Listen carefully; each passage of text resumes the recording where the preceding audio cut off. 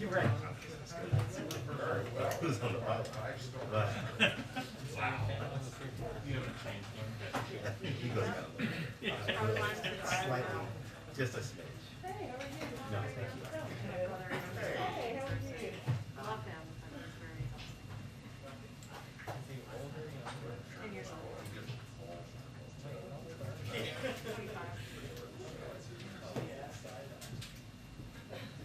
This is amazing.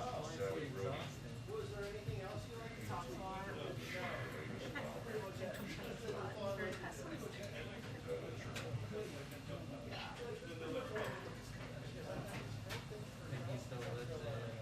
In California.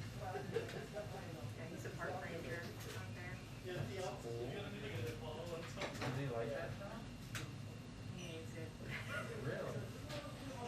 Yeah, no, he loves the part where he gets to like make trends and like do interactive things and like be the environment, but there's surprises in like politics and his job that are just like terrible. And I also see a lot of crazy stuff. Because he technically is like a police officer, so I have to like give people tickets, deal with like people who are intoxicated or Oh, right. Yeah,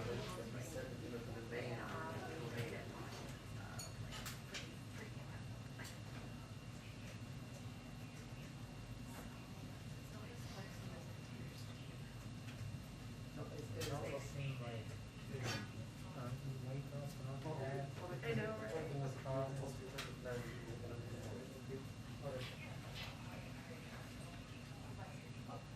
another number. Is he married? He was married. Thank you so much for your brother. How long ago did that happen? It's 4 years ago. And my niece is 5. Oh, gosh. I'm doing great. They should have been married. Yeah. So, couldn't make it work, I guess. Curious about that, 'cause a lot of people I know, right? My therapist heard of something sketchy.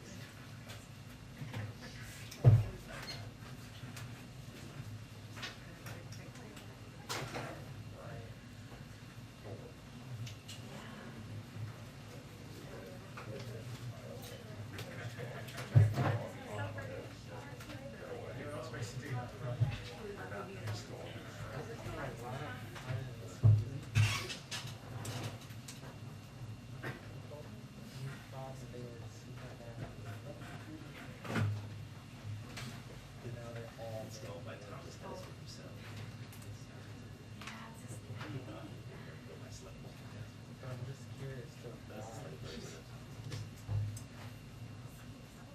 if all of those people marry that person.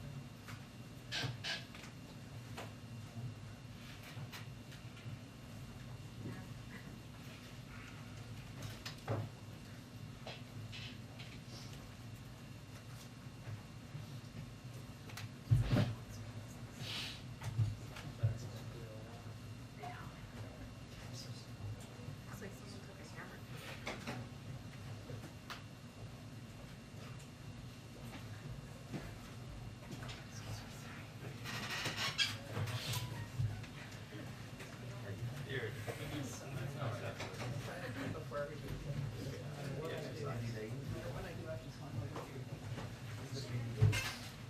They do it on purpose.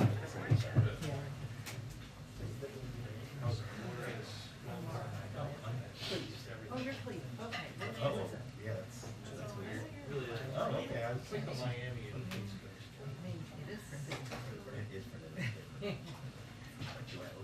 No. You're cool.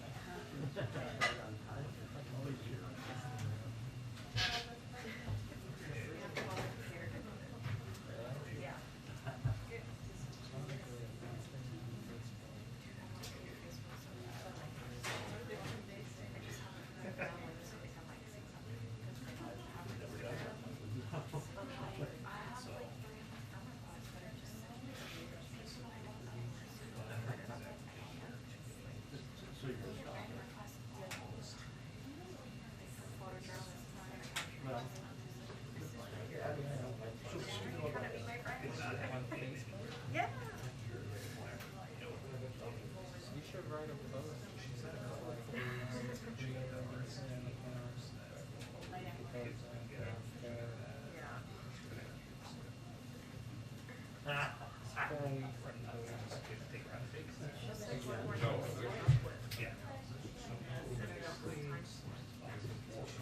not so much. This doesn't bother me that much, but I'm not.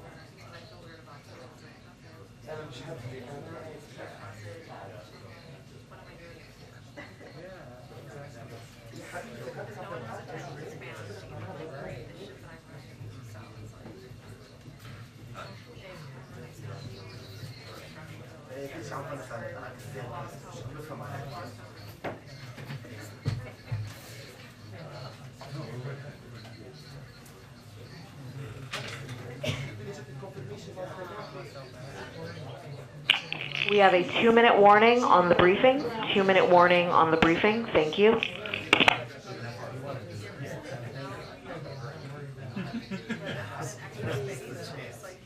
We'll have many. Always have.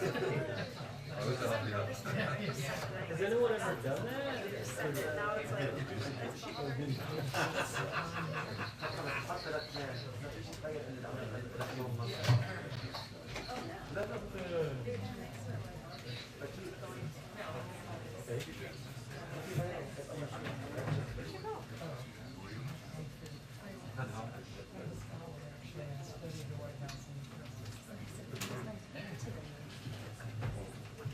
And also slightly late. I feel like everyone got the tune today, right? This is the real win. Yeah, it would be helpful. Do you have any questions on it? More than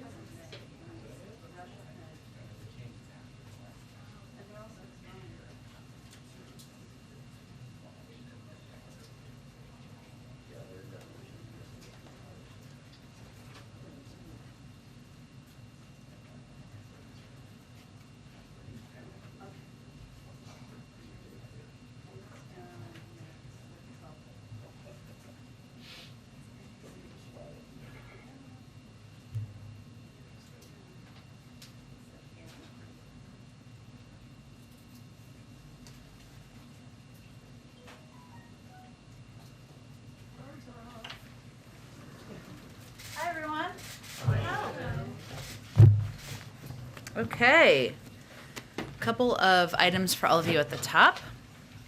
As the country recovers from this once-in-a-century pandemic, end economic crisis. The private businesses that make up our supply chains and get goods to businesses and the American people have struggled to keep up. We've talked about this a fair amount in this briefing room. This is not just happening here at home, but all around the world as COVID has led to shutdowns and disruptions at ports and factories around the world. In June, the White House launched the Supply Chain Disruptions Task Force to address short-term supply chain bottlenecks. And after working closely with the leaders and companies at that port on potential solutions, we announced a new port envoy to the task force in August. Solving this issue is going to require cooperation between the private sector, including rail and trucking, ports, and labor unions. And so tomorrow, the president will be meeting with the leadership of the Port of Los Angeles, the Port of Long Beach, and the International Longshore and Warehouse Union to discuss the challenges at ports across the country and actions each partner can take to address these delays. The administration will also hold a roundtable tomorrow with private sector companies, including Walmart, UPS, Home Depot, to discuss how the largest cargo owners and shipping companies can address congestion in the transportation and logistics supply chain. We'll also have a briefing later this evening with all of you and people who are not in this room right now to give you more details on any announcements for tomorrow. I also wanted to note, I had one more item. Maybe I'll get back to it at the end. It's also Jenny Leonard's birthday, so we'll just note that. Happy birthday to Jenny. There's going to be a bilateral meeting with the president of Kenya later this week. I'll get you more details after the briefing. Go ahead. Thanks, Jen. And it's remote, obviously. Go ahead. Is the administration going to sue Texas over the opposing the order for the vaccine mandates, and is there a risk that the OSHA efforts essentially get tied up in litigation rather than having the immediate effect? Well, Josh, these requirements are promulgated by federal law. So when the president announced his vaccine mandates for businesses, that, of course, we're waiting on OSHA regulations for as the next step. That was pursuant to federal law and the implementation of federal law because it's an executive order. So our intention is to implement and continue to work to implement these requirements across the country, including in the states where there are attempts to oppose them. I will say, since you gave me the opportunity, Governor Abbott's executive order banning mandates, and I would also note announcement by Governor DeSantis this morning, essentially banning the implementation of mandates, fit a familiar pattern that we've seen of putting politics ahead of public health. Over 700,000 American lives have been lost due to COVID-19, including more than 56,000 in Florida and over 68,000 in Texas. And every leader should be focused on supporting efforts to save lives and end the pandemic. Why would you be taking steps that prevent the saving of lives, that make it more difficult to save lives across the country or in any state? And I would also note that vaccine requirements have been standard in both the Lone Star State, Texas, in case you're not familiar, and the Sunshine State, Florida, in schools for decades, whether polio, measles, mumps, rubella, the chickenpox. There are vaccine requirements that have been implemented for decades in these states. So these decisions put these two leaders out of step with both long-time requirements, a history of vaccine mandates, but also many business leaders in their states and many businesses that are based in their states, including Disney and American Airlines. These leaders are taking steps to help boost vaccination rates, reduce deaths, reduce hospitalizations, and expand the country's labor pool. So bottom line is we're going to continue to implement the law, which the President of the United States has the ability, the authority, the legal authority to do. And we are going to continue to work to get more people vaccinated, to get out of this pandemic. The President will use every lever at his disposal to do that. And then secondly, the JOLTS report today indicated that nearly 3% of U.S. workers quit their jobs in August. That's 4.3 million people. Does the administration believe that people quitting is a positive because those people will get new jobs to pay more, or a negative because of the gravity of the Delta variant? Well, I would say that there are different circumstances, as you know, Josh, that for different people's lives. And there are certainly, what we've seen through the pandemic, on the positive note, is that people have decided they have more choices that they can make. They have taken the period of the pandemic to maybe seek different forms of employment, different formats of that employment. Maybe some of it's remote working, maybe it's all remote working, maybe they're changing industries and career paths. And some of that, some of the numbers of people leaving their jobs is attributed to that. There are also conditions, so I can't give you the exact breakdown. I guess I'm just conveying that our economists feel that all are true. There are some conditions where women have left the workforce because of childcare needs, of the ones they can't afford, they don't have the ability to pay, and because of fears of going into companies or industries or jobs where they fear that there are not the conditions to be safe. So it depends, really, Josh. I think it's some are positive conditions and some are more because there haven't been steps put in place everywhere in every industry that can make people feel safe. Go ahead.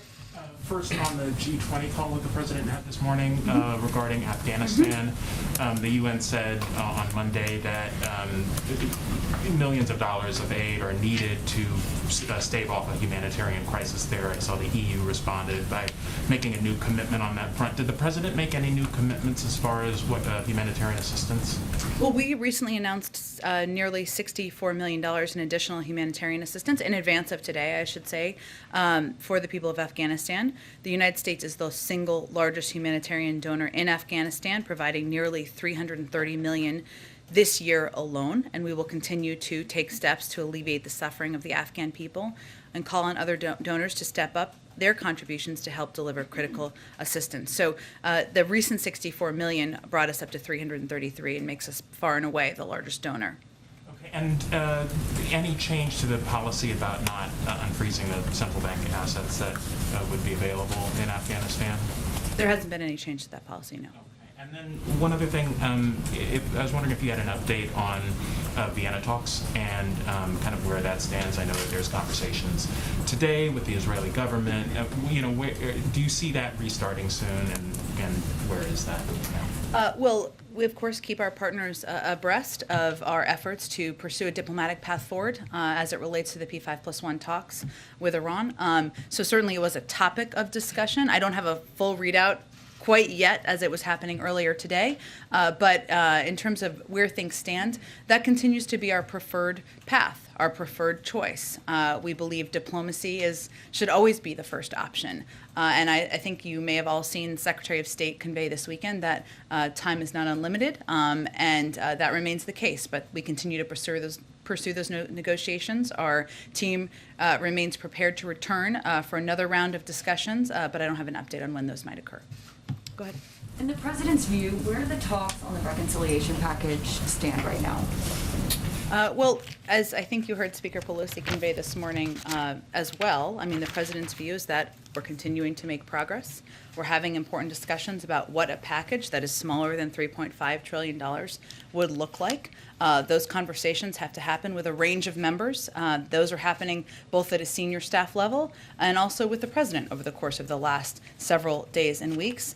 Those will continue. Obviously, we want to get to a point, we are at a point, I should say, where there are choices that need to be made. That's the point we're at now, given there will be fewer dollars that will be spent. But a lot of those conversations are happening behind the scenes at the staff level. And in his view, do Senator Manchin and Senator Sinema need to make a counteroffer of what they want this to look like? It's more of an ongoing conversation than it is a passing back of dramatic paper every couple of days. So there's an ongoing discussion with Senator Sinema, Senator Manchin. There's an ongoing discussion with a range of members of Congress, range of Democrats, I should say, about what this looks like. And again, as Speaker Pelosi alluded to this morning or said this morning, this is really the point where decisions need to be made, choices need to be made.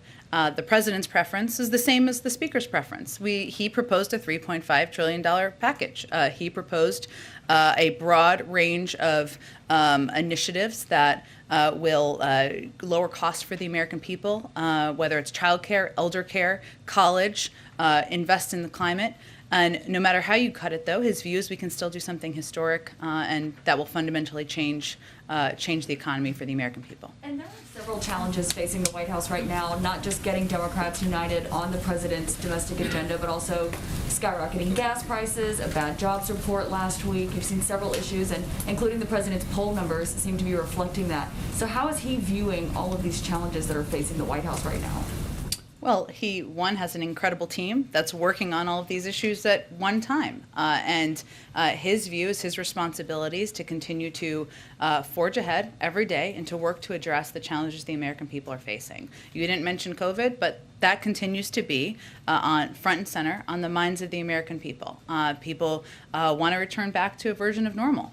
They want to go back to knowing that their kids are safe at school, that they can go to their workplaces, that they don't have to fear for their safety in communities. He understands that. That's what he's working on every single day. I would say that he also recognizes that right now, getting something done for the American people, working with members of Congress to do exactly that, to forge a path forward, to unite the Democratic Party, is what people have elected him to do, to address the challenges we're facing over the long term. So I promise you, we don't get too glum around here. Even if things look challenging, our view and his view is that he was elected to continue to press forward and address the challenges the American people are facing. Go ahead. Thanks, Jen. Speaker Pelosi said in a letter last night to House colleagues that the overwhelming guidance she is getting is that members of Congress want to do fewer things well when it comes to the reconciliation package, the price tag, and what gets included. Does the president support that approach, doing fewer things well? Well, she also gave a full press conference this morning where she addressed this, so I would point you to that. And what she said in that press conference was, if there are fewer dollars to be spent, there are choices that need to be made. And the president agrees. And that's fundamentally true, of course. If it's smaller than $3.5 trillion, which we know it will be, then there are choices that need to be made. But the president's view is that a bill that doesn't pass means nothing changes, and the challenges we're facing are too urgent to do nothing. So that's why at this point what we have to do is work with a range of members who have a range of views about what should be included in a package, what is a priority to them, so that we can make some fundamental changes. We are focused on the impact, and that's what we're keeping our eye on. Is the White House concerned that with the House and Senate on recess right now, that talks will stall without having lawmakers in Washington? The good news is there are phones, and we are quite used to Zoom conference calls this day and age, and those have continued through the course of weekends, through the course of nights, even as members have been away, and we anticipate those will continue at full speed over the coming days. Just one more if I can, going back to Texas. What is the president's message to businesses in Texas? You mentioned several of them who are based there. Yeah. When it comes to what the federal guidance is now, and now with the state executive order, what would the president say to those companies as they're determining what they should be doing right now for their vaccine mandates? Well, we know that federal law overrides state law. I would note that earlier when we put out our guidance on the president's announcement about mandates several weeks ago, it made clear that again, as I said earlier, requirements are promulgated pursuant to federal law and supersede any contrary state or local law or ordinance. Additionally, nothing in this guidance excuses noncompliance with any applicable state law or municipal ordinance. We put out guidance several weeks ago conveying that clearly. But fundamentally, beyond the legal aspect, which is unquestionable in our view, the question for any business leader is, what do you want to do to save more lives in your companies? How are you going to create a workforce where people feel safe to go into their workplaces? What is fundamentally in the interest of your businesses over the long term? And we've seen from economist after economist, and frankly, many business leaders who have already worked to implement mandates, that implementing these mandates creates certainty. It reduces the number of people who are out of work sick and worse. And that is good ultimately for businesses. It's good for the economy, but also saving lives is something fundamentally business leaders can do by continuing to work to implement these mandates. But I would note that a lot of these businesses are doing them on their own to date. We're still, the OSHA, in terms of the federal level, the OSHA requirements are the next step, which we expect to have soon. Go ahead. Thanks, Jen. Clearly, Governor Abbott knows that federal rules supersede state rules, so why do you think he did this? Politics. Can you elaborate? Well, I think it's pretty clear when you make a choice that's against all public health information and data out there, it's not based on what is in the interest of the people you are governing.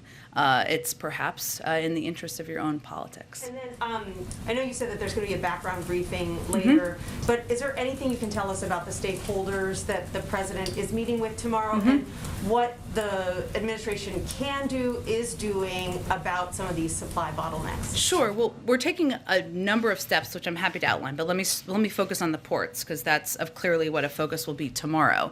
One of the challenges we're having is, as you've all seen and shown on many of your networks and others have reported on, is the delay of goods getting through to our ports, enabling them to get to people in the country. We know that's one of the bottlenecks in the supply chain. Now, the supply chain bottlenecks range industry to industry, but we certainly know addressing those bottlenecks at ports could help address what we see in many industries across the country, and frankly are leading people who are preparing for holidays, for Christmas, whatever they may celebrate, birthdays, to order goods and get them to people's homes. So that's what he'll focus on tomorrow, is to talk about what we're going to do on ports, something that has been a focus of his for months now, and he's hired people to help address it. Go ahead.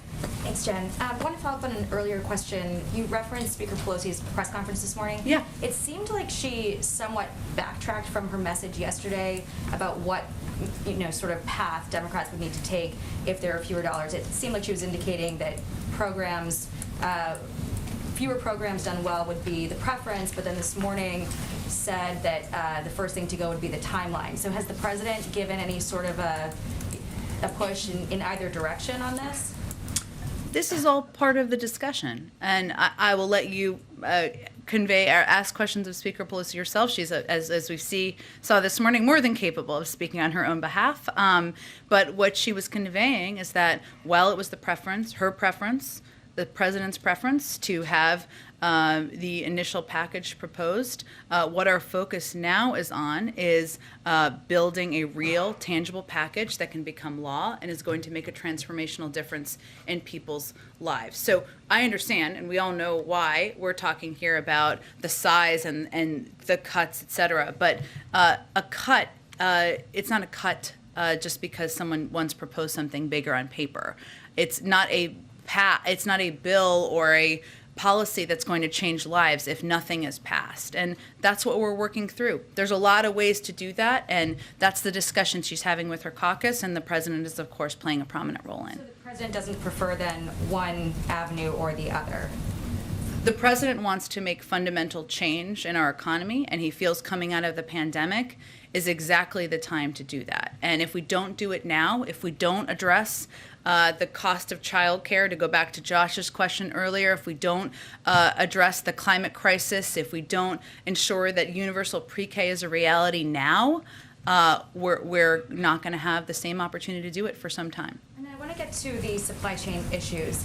Is there any consideration of potentially lifting Trump-era tariffs to give some sort of an immediate relief to this problem? I know that the task force has been talking about long-term solutions, but that's something that some trade representatives and business leaders have suggested could have a real impact right now.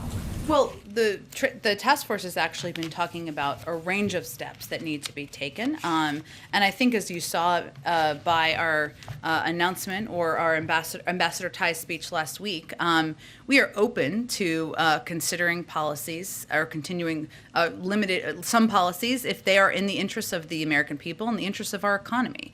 But ultimately, what we're seeing is that, and what he'll be talking about tomorrow, is that the ports and the ability to move goods through ports is certainly one of the big bottlenecks. That's what he'll be addressing. Now, there are other issues in the supply chain, including manufacturing and international manufacturing hubs, where the issue there is the number of people who aren't showing up for work or factories that are shut down because of COVID. We are still the world's largest supplier of vaccines, know-how, manufacturing capacity to help address that. We've seen different types of supply chain issues as it relates to lumber, as it relates to chips. There are different solutions for different industries, and we're working to address all of them at the same time. There are some people who say that the president should be pressuring unions to loosen work restrictions that are keeping, for instance, truck drivers limited on their hours behind the wheel, or these ports operating at a less than full capacity.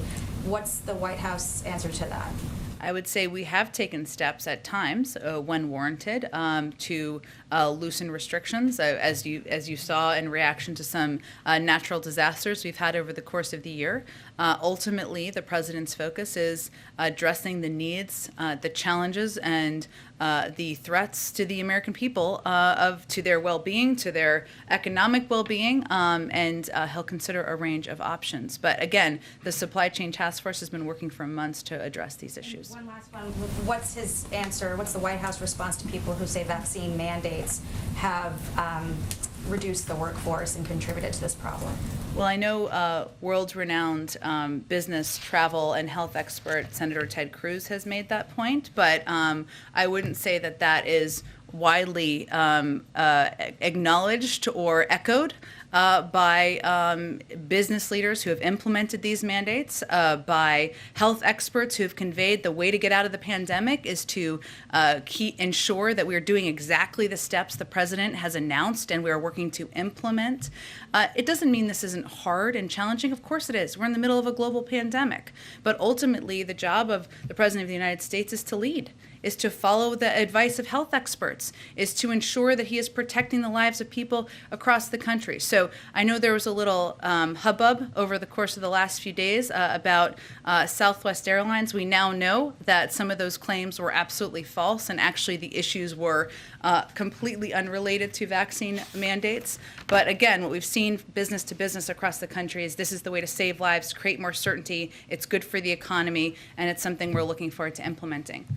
Given how important the vaccine mandate policy is for the administration, why is it taking so long to get that rulemaking in place?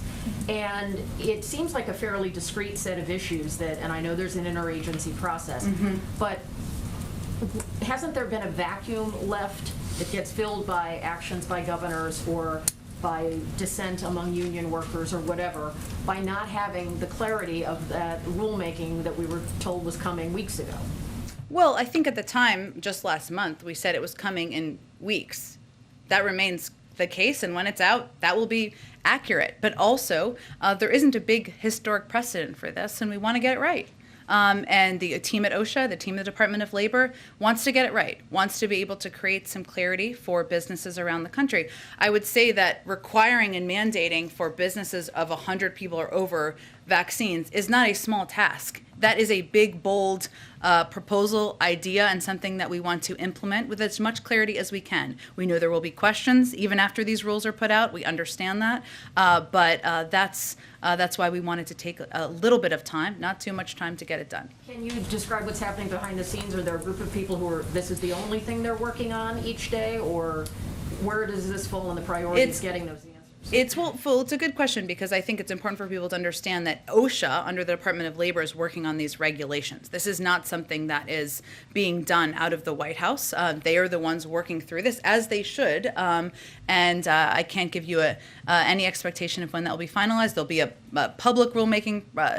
They'll be made public so everybody can see them. There'll be a comment period, as there always are for regulations. The president has a long relationship with labor unions of various types, and in that community, whether they're professional athletes in a labor union or law enforcement, there are some people who are speaking out against the vaccine mandates, and one of the things they're saying is it should be a part of collective bargaining.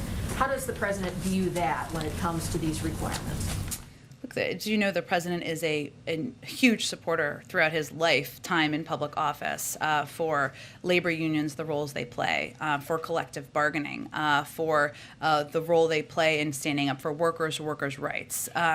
I would note, though, we're in the middle of a pandemic here, and what we're trying to do is we're trying to save more lives without delay. Understanding there is a process for rulemaking, as there should be, but we're working to implement these as quickly as we can so that businesses can have certainty, so that workers can have certainty, so that people can return to the workplace who are fearful, so that we can work to return to a period of closer to normal.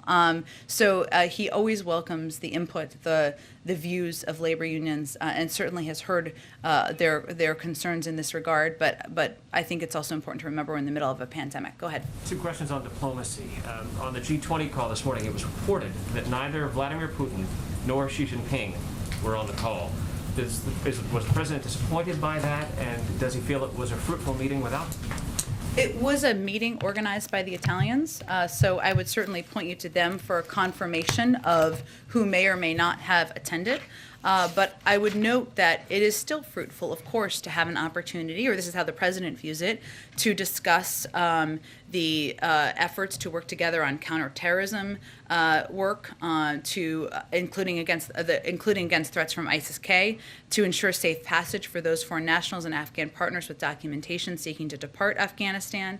And during this call, the leaders who did attend reaffirmed their collective commitment to provide humanitarian assistance directly to the Afghan people, something that was noted earlier through independent international organizations. And we are committed to working with our partners to do exactly that. So again, it was a call, or it was a meeting organized by the Italians. They can confirm the list of attendees, but the president did see it as an opportunity and a constructive opportunity to discuss counterterrorism efforts and efforts to provide international humanitarian assistance. Victoria Nuland is now in Moscow for meetings with the Russians. What's the White House's assessment of how those talks are proceeding?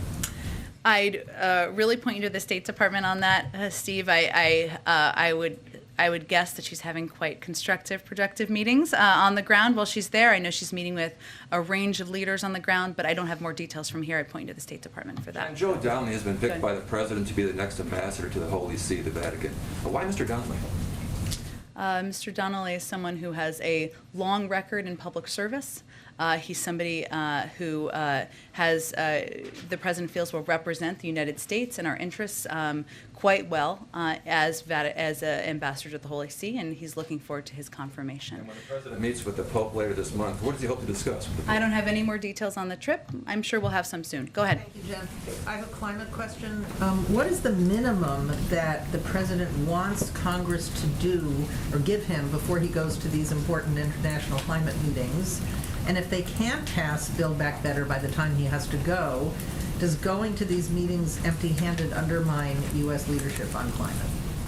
Well, I would say first, I don't have a new deadline to convey from here. What is clear, but what you're asking about, I think, is how the international community will react to what's happening domestically, just to kind of break down the question. What I think is very clear to the international community, and they can all speak for themselves too, is that President Biden came into office absolutely committed to regaining America's seat at the table in international diplomacy, including in climate. One of the first steps he took was to rejoin the Paris Climate Agreement. He has taken steps that he could take of his own accord here, working with car companies and auto manufacturers to ensure we are reducing greenhouse gas emissions even without congressional action. And he has proposed a bold, ambitious climate agenda here in the United States that he's working to move through Congress. So his commitment to these issues, his dedication to taking action here domestically so that the United States can be a leader internationally should be unquestionable on the international stage, and I think that's the message he'll convey, regardless of where the package stands. Even if he doesn't get it. We intend to get it, but I'm not going to set a new timeline. Go ahead. Sure. The White House announced that Joe Biden's headed to Virginia to campaign for Terry McAuliffe. Can you give a sense of what Joe Biden will be doing over the next couple of weeks in Virginia or to campaign for McAuliffe? Has he been asked to come? I don't have any updates on travel. I would expect we will have more to convey soon about his plans to support the election of former Governor McAuliffe. And one more just on the G20 this morning. I wonder if there was any sense of frustration on the part of our allies or a sense that the U.S. has an obligation to do more because of our withdrawal from Afghanistan. Can you give any more on that? More than being far and away the largest provider of humanitarian assistance? No, I'm asking you. I would point you to our allies. I haven't heard them have that complaint. Go ahead. Thanks, Jen. As the price tag comes down on the reconciliation package, are there certain pay-fors that you are also becoming more amenable to negotiating on then? For instance, staying at the corporate tax rate now, for instance? Are there policies like that you all are coming down on? Well, I would say that because the package will not be $3.5 trillion, as you all know, it will be smaller, as everyone has acknowledged. You won't need the same number of paid-fors, obviously. It doesn't require a mathematician. I think that's why you're asking the question. But in terms of what those look like, there have been a range of proposals the president has conveyed he supports as it relates to pay-fors. Ultimately, he wants to make the tax system more fair, raising the corporate rate, asking the highest income Americans to pay more is certainly part of what he has proposed, but that's all part of the discussion as we speak. Earlier you just said that if you all don't act on some of this social spending, you're not going to have the opportunity to do it for some time. Was that a speculation on the midterms, or what did you mean by that? No, it was not. It was conveying that this is a moment coming out of a pandemic to change fundamentally how we invest in our workforce, how we invest in American families, how we think about what our priorities are in the United States. Is our priority making sure that people can afford childcare so that they can join the workforce? Is it or is it not? Is our priority doing more to address the climate crisis? Is it or is it not? And coming out of a pandemic is exactly a moment to do that. It was not a political assessment. It was more about the moment we're coming out of now. Go ahead. Hi. So it's been 6 weeks since the drone strike in Kabul, and the administration said that they would consider giving compensation to the family who lost people. The LA Times reported today that no one has reached out to them. Can you say why? It's really under the purview of the Department of Defense. I would point you to them. I'm happy to check with them too and see if there's an update. Go ahead. Boston Marathon bomber Johar Tsarnaev's case is before the Supreme Court this week, and the Justice Department is seeking to reinstate the death penalty in his case. Does the president support that approach, and if so, how does that square with the current federal death penalty moratorium and his campaign promise to try to outright eliminate the death penalty at the federal level? I don't have anything more on this case. I'm happy to talk to the president and see if there's more we can convey. I'd really point you to the Department of Justice. Go ahead. Is the White House considering any options outside of Congress before December to deal with the debt limit, such as invoking the 14th Amendment?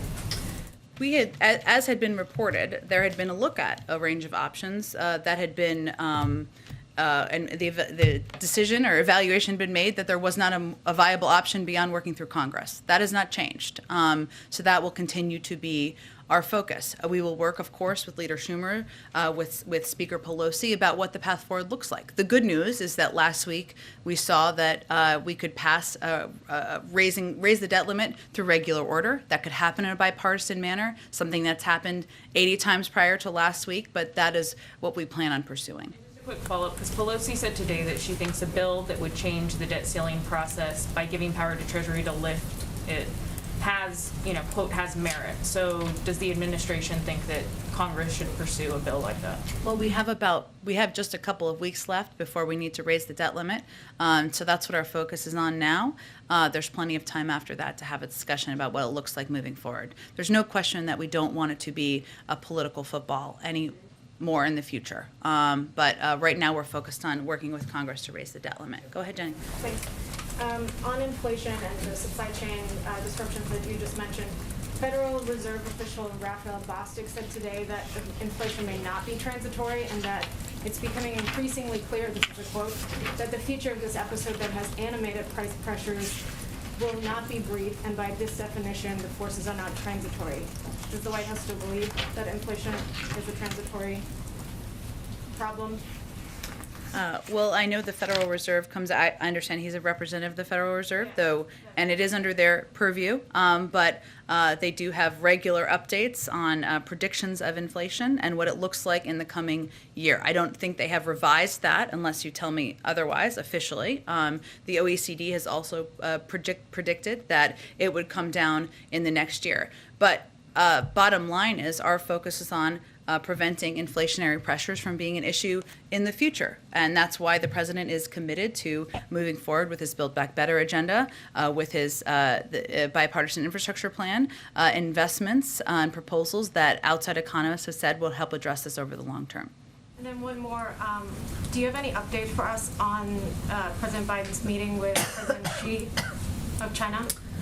I don't have any update at this point. It's just something that we're working through and in discussions about at a staff level.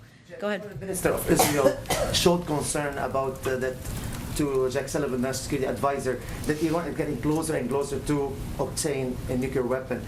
Do you think that President Biden will discuss a military operation on the table if Iran did not follow through with the negotiation with your diplomatic that is taking place in Geneva?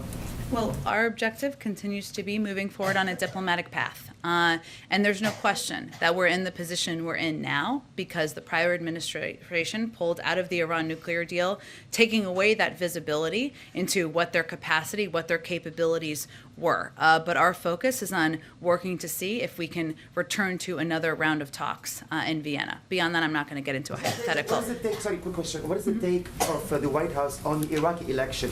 There's a lot of changes. Some pro-Iran groups are saying that this is not a fair election. So what is the take of the White House? Sure.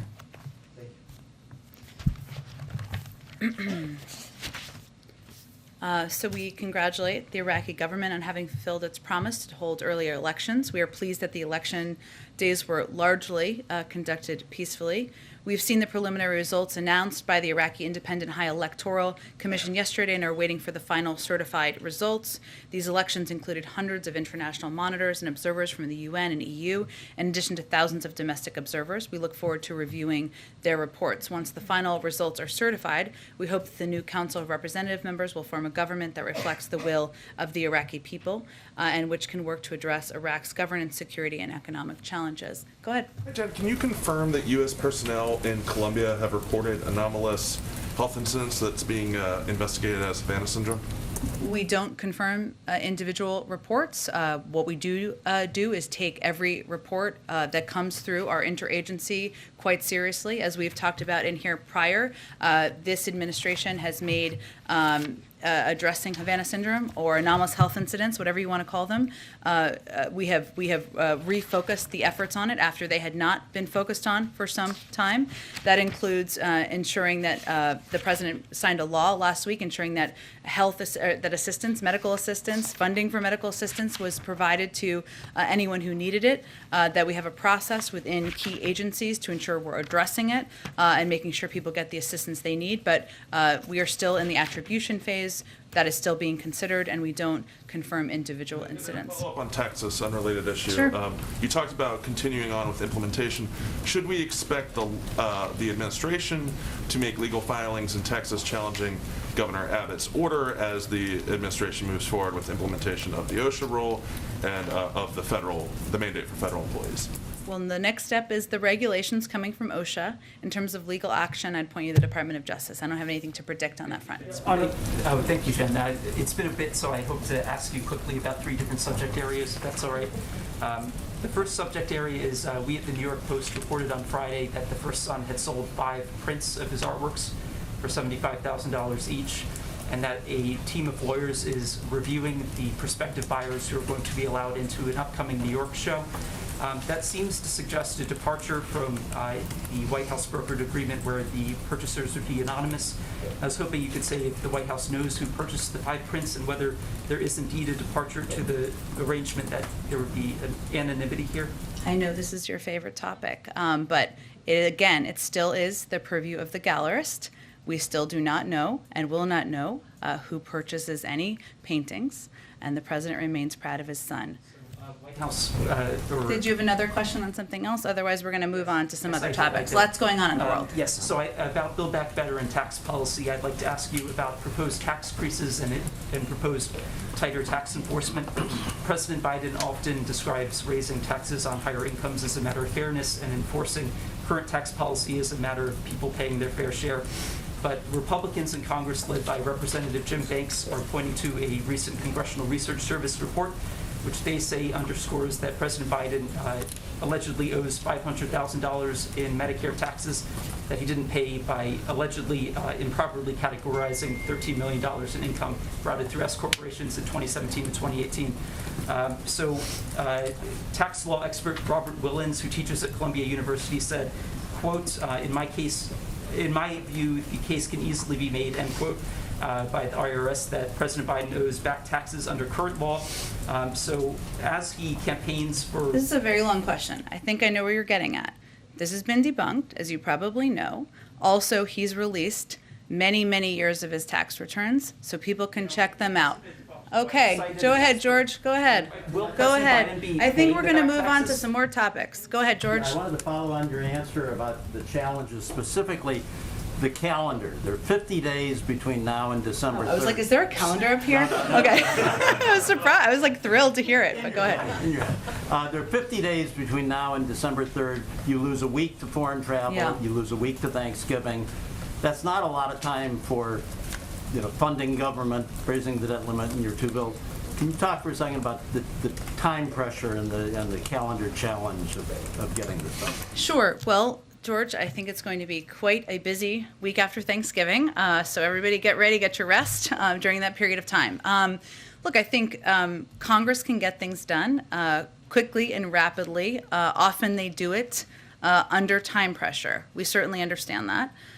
You are right that time is not unlimited, and we want to move not just, of course, keeping the government open and funding the government as we should, but also raising the debt limit and also getting the president's agenda moved forward and across the finish line. And so that is going to require a lot between now and the end of the year.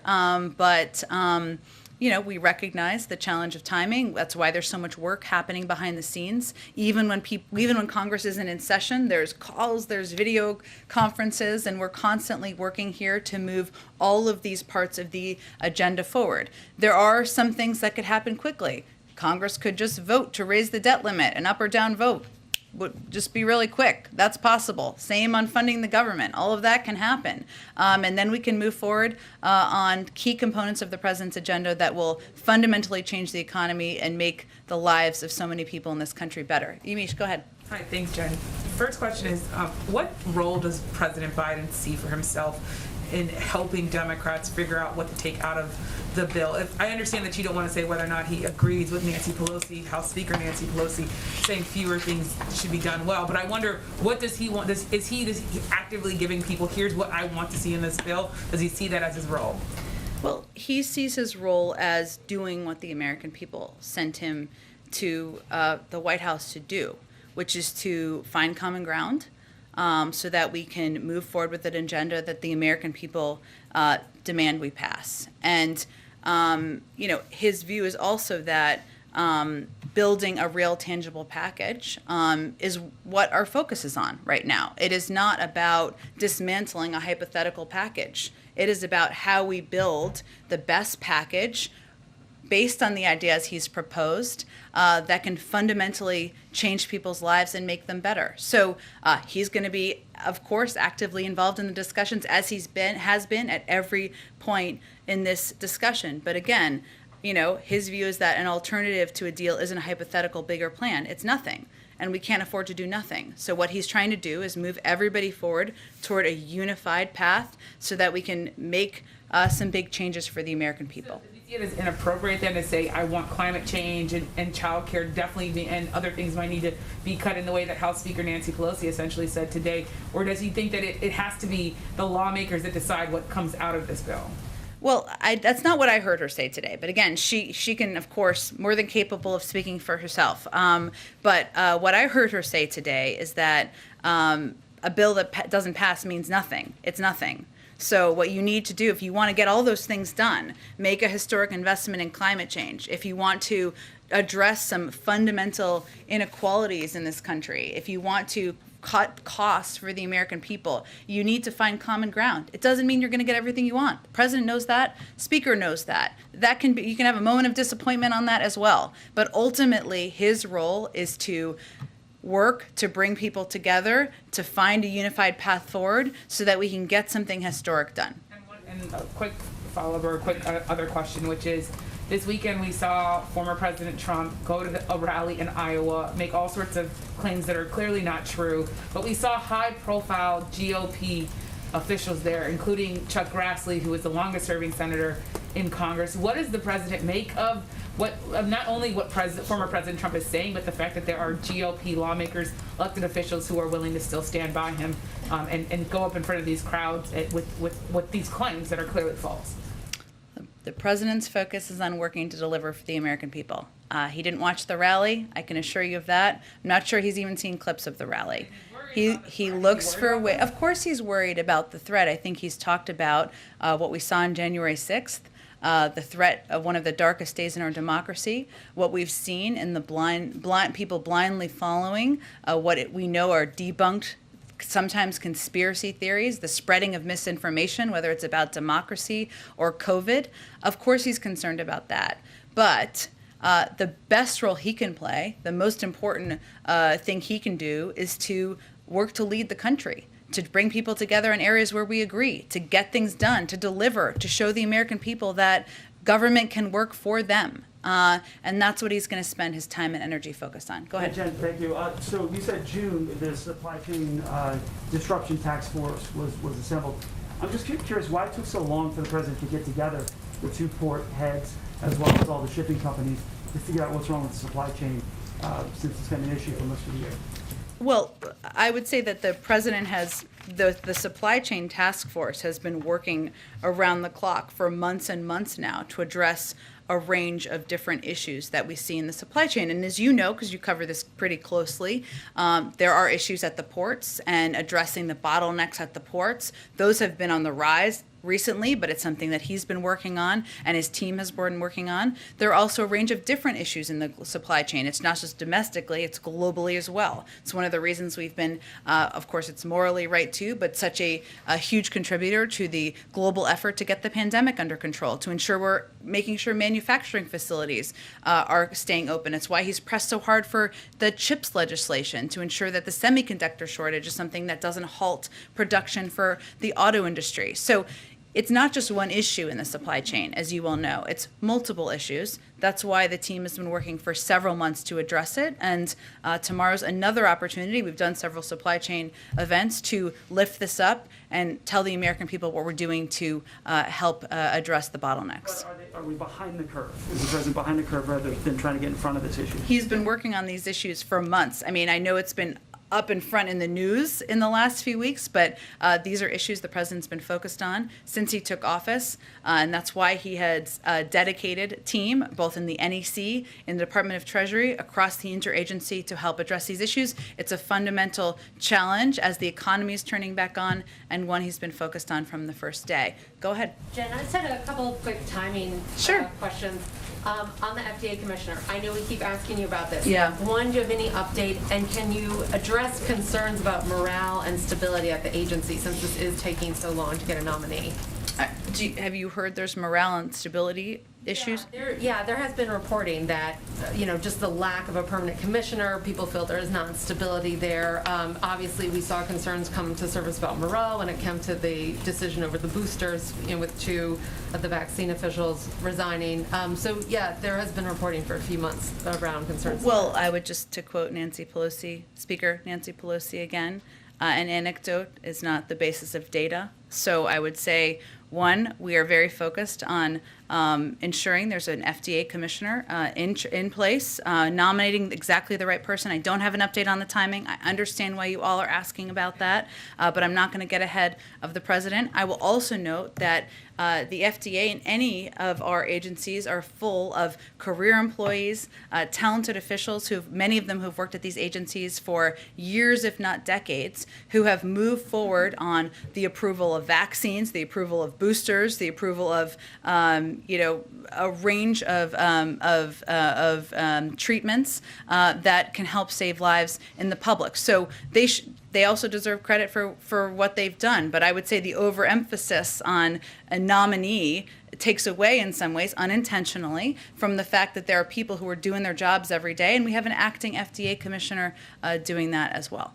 And another thing we keep asking about, the president's physical Last month, you said it would be soon. We're now in October. Do you have any update? And why is it taking so long? Is the president just very busy? Does he, not? He is very busy, but it is standard for every president to get a physical. He will get a physical too. When he gets a physical, we will make all of that information available to all of you. Still plan on it Okay, being thanks this everyone. year? Yeah, absolutely. Thanks everyone.